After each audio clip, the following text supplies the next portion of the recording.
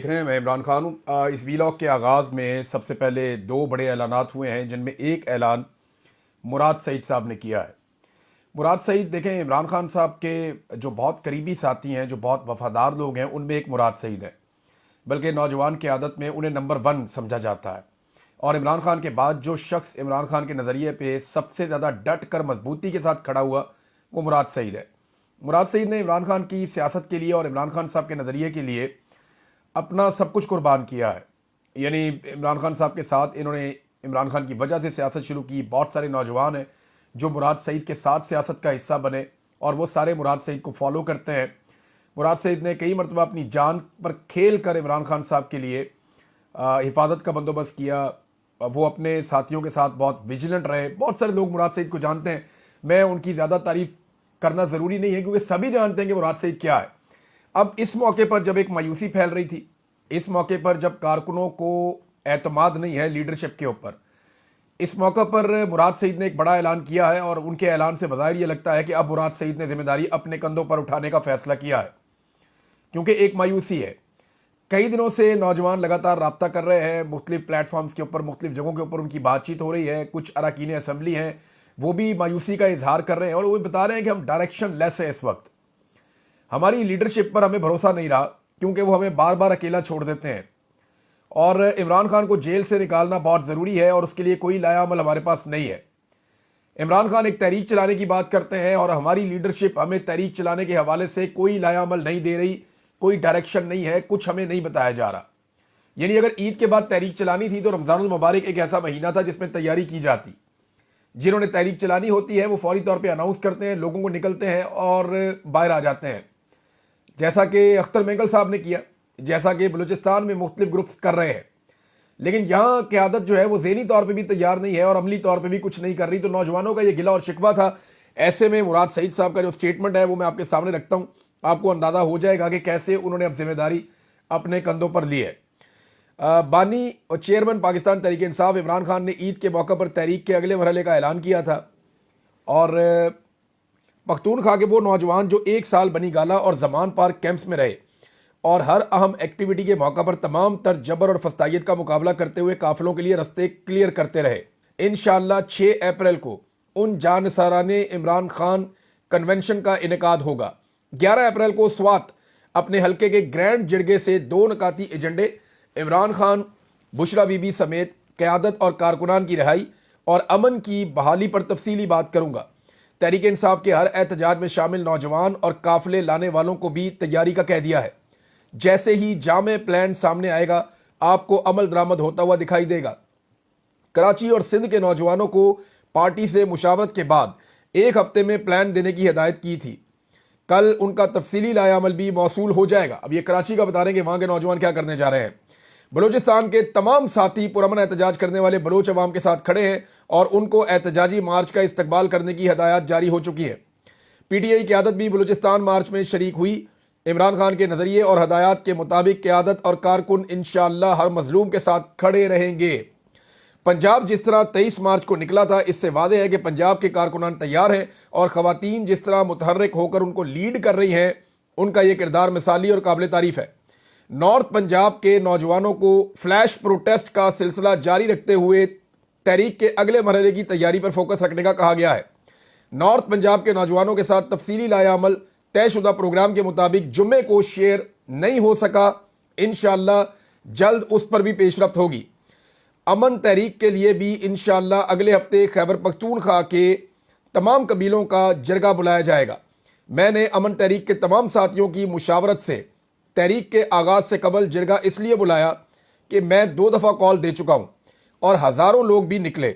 लेकिन तहरीक की कामयाबी के लिए ज़रूरी है कि बार बार कॉल का इंतज़ार करने के बजाय ग्राउंड पर मौजूद तमाम कबीले जिम्मेदारी लेते हुए लीड करें।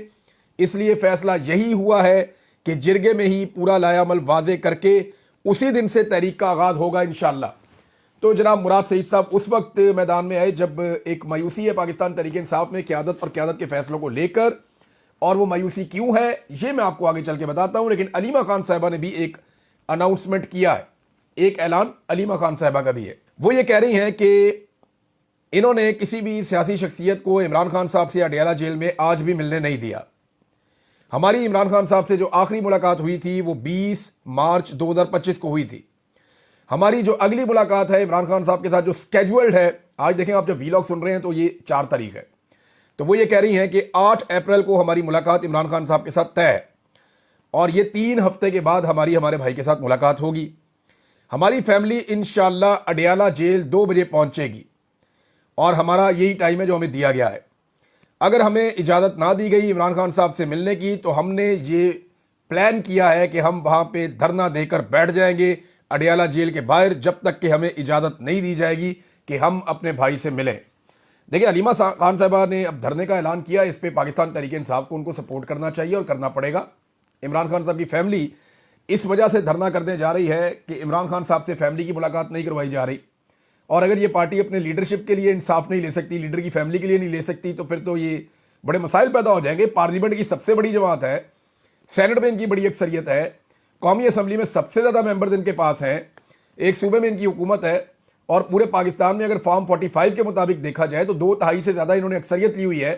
70% عوام ان کے ساتھ کھڑی ہے، یا شاید اس سے بھی زیادہ. تو اگر یہ بھی انصاف نہیں لے سکتے اپنی لیڈرشپ اور اپنے لیڈر اور ان کی فیملی کے لیے، تو پھر تو یہ بہت ہی بڑی ماڑی گل ہو جائے گی، پنجابی میں کہتے ہیں. اچھا، اب یہ 2 اعلانات ہوئے ہیں. اب میں آپ کو بتاتا ہوں کہ ایکچولی اندر گیم کیا چل رہا ہے. امریکہ سے جو مہمان آنے والے ہیں نا، ان مہمانوں کے لیے اصل تیاری کی جا رہی ہے. یہ جو مذاکرات کی پوری کہانی سنائی گئی آپ کو، چیزیں بہت ساری آپ کے سامنے رکھی گئیں، یہ ساری کہانی اس لیے ہے کہ امریکہ سے مہمان آ رہے ہیں اور ان مہمانوں کے استقبال کی یہ تیاری ہے. مذاکرات کا ماحول بنایا جا رہا ہے، عمران خان صاحب کو قائل کرنے کی کوشش کی جا رہی ہے. کوشش ہے کہ عمران خان صاحب بات مان جائیں، اور اسی کوشش میں عمران خان صاحب کی کچھ ایسے لوگوں سے ملاقاتیں کروائی گئیں جو اسٹیبلشمنٹ اور عمران خان دونوں کے قریب ہیں. یعنی بیرسٹر سیف ہو گئے، وہ اسٹیبلشمنٹ کے ہی ایک قریبی آدمی ہے. جیسا کہ میں نے آپ کو بتایا کہ جیسے شہباز شریف کے ساتھ محسن نقوی ہے، ایسے ہی علی امین کے ساتھ بیرسٹر سیف ہے.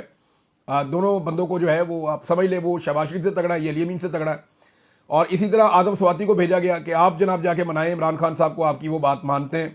تو انہوں نے بھی جا کر کہا کہ جی اسٹیبلشمنٹ کے ساتھ آپ مذاکرات کے لیے مجھے آپ چن لیں، آپ مجھے موقع دیں، میں جا کے کرتا ہوں. لیکن وہ عمران خان صاحب نے بات نہیں مانی.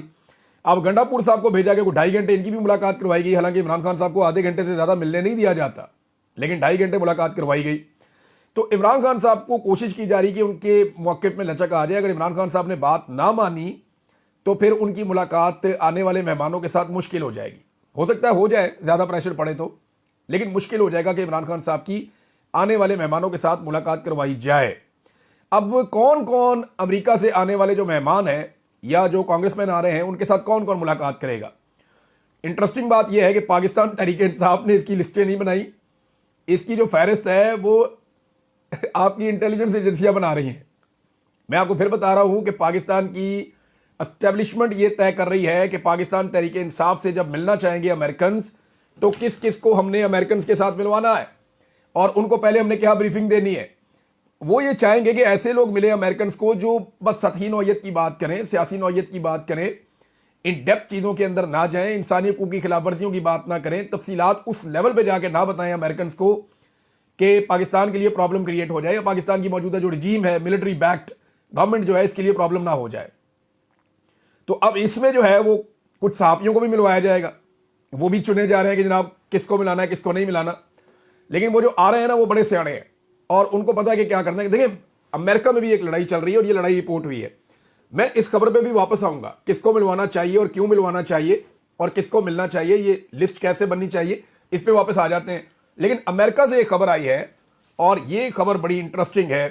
یہ ڈراپ سائٹ نیوز کے اوپر خبر چھپی، ریان گریم اور مرتضی حسین نے یہ خبر چھاپی. خبر تو بڑی تفصیلی اور لمبی ہے، میں اس کی سمری آپ کو بتا دیتا ہوں. خبر یہ کہتی ہے کہ امریکہ کی حکومت اور امریکہ کی انٹیلیجنس ایجنسیز کے بیچ میں ایک کشمکش چل رہی ہے. یعنی CIA پاکستان کے اندر جو فوجی حکومت ہے یا فوج کی حمایت یافتہ حکومت ہے، CIA اس سیٹ اپ کو چلنے دینا چاہتی ہے، اور وہ یہ سمجھتے ہیں کہ فوج کے ساتھ ڈیل کرنا پاکستان میں سیاستدانوں سے ڈیل کرنے کی نسبت آسان ہے، لہذا فوج یہاں پہ جو مرضی کرے. پاکستان ایک ایٹامک ملک ہے تو فوج کے ساتھ یہ اپنے معاملات کو آگے بڑھاتے ہیں. CIA کی یہ سوچ ہے اور CIA اس کشمکش میں اس طرف کھڑی ہے. دوسری طرف جو ڈونلڈ ٹرمپ کی ایڈمنسٹریشن ہے وہ کسی اور طرح اس سارے معاملے کو دیکھ رہے ہیں. स्टेट डिपार्टमेंट देख रहा है कि पाकिस्तान के अंदर हालात बहुत खराब है, इंसानी हकूक की पामालियां हो गई हैं, पूरा का पूरा इलेक्शन चोरी हो गया है, फिर ट्रंप के इमरान खान साहब के साथ एक ताल्लुक भी है। इन सारी चीजों को लेकर वो एक डिफरेंट चीज देख रहे हैं कि जो सियासतदान आते हैं तो उनके पास ज्यादा इख्तियार होता है, ज्यादा मार्जिन होता है फैसले लेने का। एस्टेब्लिशमेंट उतने फैसले ले नहीं पाती। उन्हें यह लगता है कि सियासतदानों ने हमेशा भारत के साथ ताल्लुकात भी बेहतर किए हैं, जबकि फौजी हुकूमतों ने ये ताल्लुकात बेहतर नहीं खराब किए हैं। और उन्हें यह भी लगता है कि इंडिया के ऊपर जब पाकिस्तान का प्रेशर कम हो जाएगा तो इससे इंडिया को चाइना के खिलाफ ज्यादा इस्तेमाल किया जा सकेगा। बड़ा तफसीलात थी उसके अंदर, लेकिन उन्होंने जो लुब्बे लुबाब है समरी है वो ये है कि अमेरिका में भी एक कशमकश चल रही है कि पाकिस्तान में अमेरिका क्या फैसला करे कि जो फौजी हमायत याफ्ता हुकूमत है उसको सपोर्ट किया जाए या पाकिस्तान में जमहूरियत को सपोर्ट किया जाए। अब इसमें दो राय है, एक राय डोनाल्ड ट्रंप और उनकी हुकूमत की है, दूसरी CIA की है। अब आ जाए वापस, CIA आपको पता है अमेरिका की एम्बेसियों को भी कंट्रोल करता है दुनिया भर में, तो वो अब ये तय करेंगे कि कौन से सहाफ़ी मिलें वहां पे जो अमेरिकन मेहमान हैं उनके साथ, कौन से सियासतदान मिलें। तो वो कोशिश करेंगे कि वही लोग मिलें जिनके मिलने से पाकिस्तान में मिलिट्री एस्टेब्लिशमेंट को किसी किस्म का डैमेज ना हो। लेकिन पाकिस्तान तहरीक इंसाफ के बाद ये एक मौका है, और जितने इस्लामाबाद में बड़े सहाफ़ी हैं उन्हें चाहिए कि वो मिलें और मिलने की कोशिश करें और खुलकर हकायक बयान करें, ना कि उन सहाफ़ियों को जो टाउट्स हैं, जो हुकूमत का ही नुक्ता नज़र बयान करते हैं या जो सिर्फ और सिर्फ एस्टेब्लिशमेंट का ही नुक्ता नज़र बयान करेंगे, उनको मिलवाने से बेहतर है कि ऐसे आज़ाद सहाफ़ियों को मिलवाया जाए जैसे कि मदर अब्बास साहब हैं। उनको अगर मुलाकात करवाई जाए तो वो बहुत सारे हकायक बता सकते हैं। मुबशर जैदी साहब हैं, शायद पाकिस्तान में नहीं है, और बहुत सारे सहाफ़ी हैं जिनको आप ये कह सकते हैं कि वो किसी की भी साइड नहीं लेंगे, वो आकर ह्यूमन राइट्स की बात करेंगे और हकायक वो बताएंगे। इस वक्त हामिद मीर साहब जो है वो बहुत खुल के सच बोल रहे हैं, उनको मुलाकात करवाई जा सकती है। काशिफ अब्बासी साहब की मुलाकात करवाई जा सकती है, और भी सहाफ़ी हैं जिनकी मैं सबका नाम नहीं ले सकता यहाँ पे, लेकिन बहुत सारे ऐसे नाम हैं जिनकी मुलाकात हो सकती है। अब पाकिस्तान तहरीक इंसाफ को किसकी मुलाकात करवानी चाहिए? देखिए, मेरे ख्याल में, मेरे जहन में तो दो ऐसे लोग आते हैं जो तमाम हकायक सामने रखने की जरूरत भी रखते हैं और वो ये कर भी देंगे। एक डॉक्टर आरिफ अलवी, उनकी मुलाकात होनी चाहिए अगर वो दस्तयाब हैं तो, और दूसरा अलीमा खान साहिबा। ये दो ऐसे लोग हैं जिनको जरूर मिलवाना चाहिए। इनकी कैपेसिटी भी है, ये उन्हें हैंडल भी कर सकते हैं, ये उनके सामने हकायक भी रख सकते हैं, और ये बड़ी जुर्रत के साथ अपना पूरा पॉइंट ऑफ व्यू भी बयान कर सकते हैं। तो अगर इनकी मुलाकात पाकिस्तान तहरीक इंसाफ करवाएगी तो फायदा होगा। अदरवाइज बहुत सारे लोग ऐसे हैं वो प्रेशर में भी आ जाते हैं, कंप्रोमाइज भी हो जाते हैं, और हमने ये सब कुछ होता हुआ देखा है। तो ये मुलाकातें नाज़रीन होनी चाहिए ताकि उनके पास सही मामला पहुंचे। लेकिन पाकिस्तान की एस्टेब्लिशमेंट जो प्लान कर रही है वो ये प्लान कर रही है कि हम इस तरह का माहौल बना दें कि जैसे मुज़ाकरात हो रहे हैं, चीज़ें तो हल होने की तरफ जा रही हैं, इमरान खान साहब तो बस कुछ अरसे में बाहर आ जाएंगे, हमारा तो सारा मामला ठीक हो चुका है, ओवरसीज पाकिस्तानियों से भी मिले हैं, उनको भी हमने मना लिया है, तो अमेरिकन ओवरसीज आए थे, उनके साथ मामला अच्छे चल रहे हैं। आजकल हम एक ओवरसीज कॉन्फ्रेंस भी करने जा रहे हैं जिसके अंदर दुनिया भर से बंदे बुला लिए हैं अच्छे कपड़े पहना के, और उनको ये कह दिया है कि आपने इन्वेस्ट कुछ नहीं करना, बस सिर्फ आपने अपनी शक्लें दिखानी है, आपने यहाँ बैठ के नारे लगाने हैं, अच्छे अच्छे सवाल जवाब करने हैं, और आपको फुल प्रोटोकॉल मिलेगा, आपके ऊपर रियासत पूरा खर्चा करेगी, फिर आप वापस चले जाइएगा। बेशक आप इन्वेस्टमेंट ना करें पाकिस्तान में, वैसे इन हालात में इन्वेस्टमेंट करता भी कोई नहीं है। अब नाजरीन, जो गंडापुर साहब हैं उन्होंने एक इंटरव्यू दिया, उस इंटरव्यू के बहुत सारे हिस्से तो बड़े मज़ाहिया थे, उनको आप इंजॉय कर सकते हैं और आप करते भी रहेंगे, बड़े फिल्मी सीन थे। लेकिन जो एक्चुअल उन्होंने एक काम किया, उन्होंने आतिफ खान, असद कैसर और शहराम तरकई को आड़े हाथों ले लिया और उन्हें इमरान खान साहब का हवाला देते हुए साजिशी करार दे दिया। अब देखें, जब आप साजिशी कहेंगे किसी को तो दूसरी तरफ से जवाब भी आएगा। अब उनका जवाब क्या आता है वो मैं रब्ता करूंगा सुबह इन लोगों से, इनसे पूछूंगा जनाब कि आपको इमरान खान साहब ने टिकट नहीं दिए क्योंकि वो समझते हैं कि आप साजिशी हैं और ये आपके वज़ीर आला कह रहे हैं, हम नहीं कह रहे, तो आप लोग क्यों साजिशें करते हैं? सुबह ये सवाल उनके सामने रखना चाहिए। दूसरा, तैमूर झगड़ा साहब के ऊपर भी इल्ज़ामात लगाए अली अमीन गंडापुर साहब ने, और ये उनके ऊपर इल्ज़ामात लगाए कि जनाब वो ठीक नहीं है, उनकी करप्शन और दीगर चीज़ें वो बयान करते रहे, उनके लोग भी ये कहते रहे हैं। अब जो अकाउंटेबिलिटी कमेटी है, इंटरनल अकाउंटेबिलिटी कमेटी इन्होंने एक बनाई हुई ना इमरान खान साहब ने, 3 लोग हैं उसमें, मैंने आपको बताया था, उस कमेटी ने तैमूर झगड़ा साहब को भी लिख दिया जनाब आप जवाब दें। तो तैमूर झगड़ा साहब ने स्टेटमेंट दे दिया, उन्होंने एक बड़ा अजीब सा मसला उठा दिया तैमूर झगड़ा साहब ने, वो स्टेटमेंट में आपके सामने रख देता हूं, ये बड़ा इंटरेस्टिंग है। जगड़ा साहब कहते हैं कि वज़ीर आला खैबर पख्तूनख्वा अली अमीन गंडापुर के असासे 10 करोड़ हैं। ये आप इलेक्शन में जब इलेक्शन कमीशन आपके कागजात नामजदगी जमा करता है तो आप अपने असासे लिखते हैं कि आपके पास असासे कितने हैं।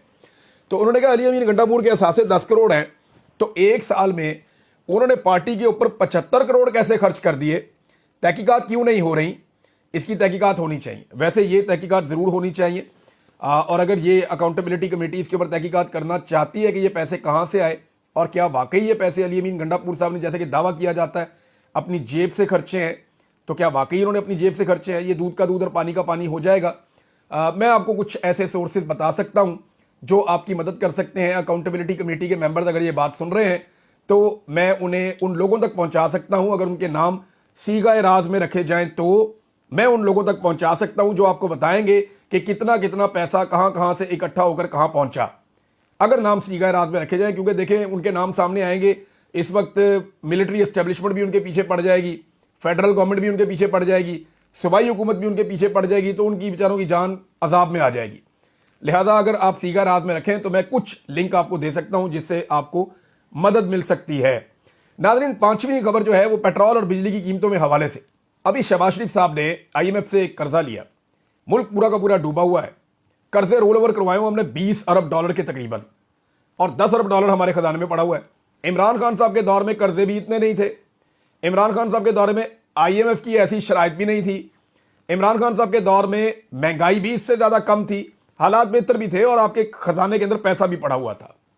उस वक्त इमरान खान साहब ने छोटा सा रिलीफ दिया था ना, तो पाकिस्तान में मीडिया के दानिश्वर और बहुत सारी ये सियासी जमातें, इन्होंने मातम शुरू कर दिया था कि इमरान खान ने रिलीफ दे दिया, बहुत बड़ा अजाब मुसल्लत कर दिया, क्यों पेट्रोल सस्ता किया, क्यों बिजली का यूनिट सस्ता किया, ये आम आदमी को रिलीफ नहीं है, ये पाकिस्तान की माशी बहुत है, ये बातें की गई थी। आज आप उन सारों को सुने, वो शहबाज शरीफ को शाबाशी दे रहे हैं, हालांकि खजाना भी आपका पहले से कम है, यानी पहले की निस्बत तो खाली है। आपके जो IMF की शराइत हैं वो भी ज्यादा सख्त हैं, आपकी इकोनॉमी भी बर्बाद है, आपकी महंगाई कहां से कहां पहुंच गई है, और आपके रेवेन्यू के कोई टारगेट भी पूरे नहीं हो रहे। इमरान खान के दौर में टारगेट से बढ़ के पैसा आ रहा था, अब तो टारगेट भी पूरे नहीं हो रहे। फिर ये कैसे कर सकते हैं? लेकिन वही सारे लोग मुनाफिकत करते हुए आज तारीफ कर रहे हैं।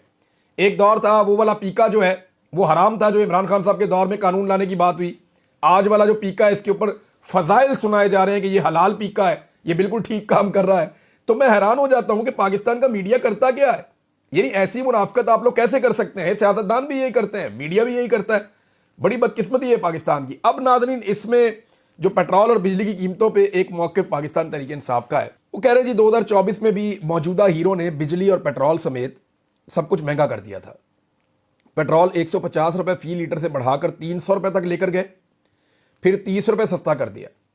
अब 30 रुपए सस्ता करने के बावजूद हकीकत में वो 110 रुपए महंगा ही हुआ है, जबकि आलमी मार्केट में पेट्रोल की कीमत इस वक्त 40% से जायद कम हो चुकी है, यानी आधी के करीब कीमत हो गई है आलमी मंडी में। अच्छा, अप्रैल 2022 में खाम तेल की कीमत $117 फी बैरल थी। अब आलमी मार्केट में खाम तेल की कीमत 3 साल की कम तरीन सतह पर यानी $68.85 फी बैरल पे है। यही काम बिजली की कीमतों के साथ किया गया, यानी वहां पे भी यही किया गया। पहले बिजली की कीमत को 16-17 रुपए से उठा के ले गए 50 से 70 रुपए के बीच में, अब नीचे लेकर आ गए। लेकिन नीचे कितना लेकर आए? 6 रुपए 7 रुपए। भाई आप जब टीका लगाते हैं तो लगाते हैं 35-40 रुपए का, और जब आप कम करते हैं तो आप 6-7 रुपए करके आप पूरे अखबारात में इश्तिहारात लगा देते हैं। यानी अब अरबों रुपए के, करोड़ों रुपए के इश्तिहारात भी दिए जाएंगे मीडिया को कि जनाब हमने अवाम के ऊपर एहसान अजीम कर दिया, ये इश्तिहार छापो, अब हमारी शक्लें लगा के, हमारे मुंह लगाओ इश्तिहारों के ऊपर, टीवियों के ऊपर, हर जगह के ऊपर जो है वो अखबारात में हमारी शक्लें जिनसे लोग चिढ़ते हैं वो पूरी दुनिया को दिखाओ। चले, मर्जी है इनकी, लेकिन अवाम इनकी दुर्गत बनाएगी जब ये अवाम के बीच में जाएंगे, क्योंकि इन्होंने जो वादे किए सारे वादे इन्होंने जो है वो एक भी वफा नहीं किया, सारे वादे इन्होंने तोड़े हैं। अब नाज़रीन, कमजोर तरीन पासपोर्टों की फहरिस्त आई है 199 ममालिक की। पाकिस्तान माशाल्लाह से 195 नंबर पे पहुंच गया है, और सिर्फ इराक, यमन, अफगानिस्तान और एरिट्रिया ये वो मुल्क हैं जिनके पासपोर्ट पाकिस्तान से बदतरीन है। Sri Lanka, Nepal, Bhutan, Bharat, Bosnia, Burma, Korea, Kenya, Nigeria, Ethiopia, शाम, मिस्र, ईरान और पूरा central Asia, Vietnam, Somalia, Libya, इन सब के पासपोर्ट हमसे बेहतर है। ये वो मुल्क हैं, फलस्तीन का पासपोर्ट भी हमसे बेहतर है। ये वो ममालिक हैं जिनकी मिसालें हमें आर्मी चीफ देते हैं, جن کی مثالیں ہمیں علماء کرام دیتے ہیں کہ خدا نہ خواستہ ہم وہ بن جائیں گے، دیکھیں ہم ان سے بھی بری حالت میں پہنچ گئے، ہمارا پاسپورٹ کہاں پہنچ گیا ہے۔ یہ نومیڈ کیپٹلسٹ کی 2025 کی فہرست ہے اور انہوں نے یہ تفصیلات جاری کی ہیں۔ 5 بڑے زبردست ان کے کرائٹیریا ہیں جن کی بنیاد کے اوپر یہ طے کرتے ہیں۔ بہرحال پاکستان جو ہے وہ دنیا میں ٹاپ 5 بدترین پاسپورٹ کی فہرست کے اندر آ گیا ہے۔ ناظرین، عید کا سیزن بھی تاجروں کا مایوس کن رہا ہے۔ ایک خبر میں ابھی پڑھ رہا تھا، اس کے مطابق گزشتہ سال کی نسبت 25 سے 30% تک کم خریداری ہوئی ہے۔ لوگوں کے پاس پیسے ہی نہیں ہے خریدنے کے لیے نئے کپڑے، نئے جوتے، نیا سامان، عید کے اوپر چیزیں، تو خریداری کم ہوئی ہے اور اس کی وجہ سے تاجروں کو وہ فائدہ نہیں ہوا، تو مایوس کن عید کا سیزن گزرا ہے تاجروں کا۔ ناظرین، محمود خان اچکزئی صاحب نے ایک بڑا زبردست اعلان کیا ہے اور بڑی زبردست بات کی ہے انہوں نے، اور ان کا بڑا کامیاب شو ہوا بلوچستان میں، پشین میں بڑا تگڑا جلسہ ہوا ہے۔ پاکستان تحریک انصاف نے بڑی تعداد میں وہاں شرکت کی ہے۔ تحریک انصاف بلوچستان میں بہت ایکٹیو ہے اور اب یہ دکھائی دے رہا ہے کہ یہ اگر اگلے بلوچستان کے الیکشن میں اسٹیبلشمنٹ نے پہلے کی طرح اپنا گندا کھیل نہ کھیلا تو پورے بلوچستان سے تحریک انصاف اور ان کا اتحاد جو ہے وہ کلین سویپ کر جائے گا اور پورے بلوچستان میں وہ الیکشن جیت کر ایک عوامی حکومت بنا دیں گے۔ اور اگر آپ یہ ہونے دینا تو بلوچستان میں دہشت گردی بھی آہستہ آہستہ ختم ہو جائے گی۔ اب اچکزئی صاحب کہتے ہیں کہ اسٹیبلشمنٹ سے بات چیت ہونی چاہیے، مگر بات چیت اس موضوع پر ہونی چاہیے کہ وہ بیرکوں میں واپس کب اور کیسے جائیں گے۔ دیکھیں، یہی سلوشن ہے پاکستان کا کہ سب اپنا اپنا کام کریں، جس کا جو کام ہے، کسان اپنا کام کرے، تاجر اپنا کام کرے، ملیں چلانے والے لوگ اپنا کام کریں، کارخانے چلانے والے لوگ اپنا کام کریں، انجینئرز اپنا کام کریں، سڑکیں بنانے والے اپنا کام کریں، بینک چلانے والے اپنا کام کریں، ریئل اسٹیٹ والے اپنا کام کریں، صحافی اپنا کام کریں، وکیل اپنا کام کریں، عدالتیں اپنا کام کریں، پارلیمنٹ اپنا کام کرے، بیوروکریٹ اپنا کام کریں، پولیس اپنا کام کرے، اور فوج صرف اپنے کام سے کام رکھے۔ آپ یقین کریں اگر ان کاموں کے اندر مداخلت بند ہو جائے تو پاکستان کے جو 70 سال سے مسائل ہیں وہ مسائل بتدریج کم ہونا شروع ہو جائیں گے۔ اب تک اتنا ہی، اپنا خیال رکھیے گا، اپنے اس چینل کا بھی۔ اللہ حافظ۔